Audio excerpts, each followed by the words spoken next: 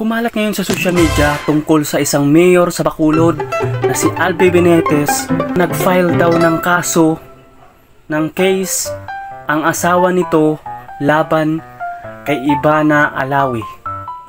Dahil nakasaad nga dito ay babae daw ni mayor ng kanyang asawa, si Ivana Alawi. So kumalat ito ngayon sa social media. Pinag-uusapan ng maraming netizens tungkol sa kumakalat na isyong ito. So may kumakalat din na magkasama si Mayor Albi Benitez at saka sa Ivana Alawi. Baka lang ay nagkataon lang na nagkita yung dalawa sa isang lugar. Tapos napicturan.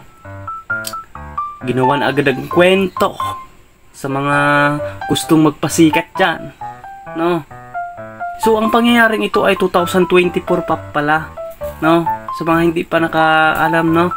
2024 pa ang nangyaring isyong ito. Dahil sa gustong magpasikat na tao, ginawa ng isyo na hindi naman totoo. Dahil dito ay hindi na rin nakatiis si Ivana Alawi dahil 2024 pa nangyaring ang isyong ito.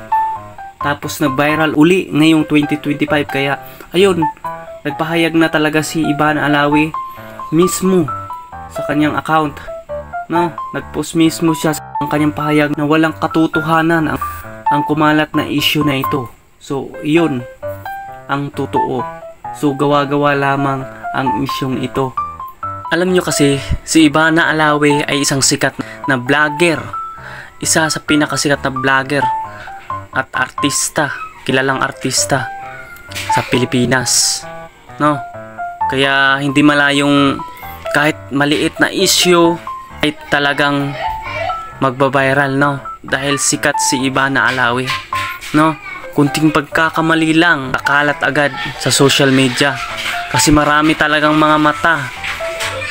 Maraming mata sa social media, no? Milyon-milyong mata sa social media. Kaya kunting pagkakamali lang, kunting issue lang, kumakalat na agad, no, sa social media. Kaya yun yung buhay ng artista, no, katulad ni Ivana Alawi. So ito guys ay walang katotohanan, gawa-gawa lamang, no. Nung 2024 pa lang ang issue na ito, tapos nag-viral uli ngayong 2025. Kaya ayan, alam nyo na walang katotohanan ang lahat ng isyong ito na kumalat.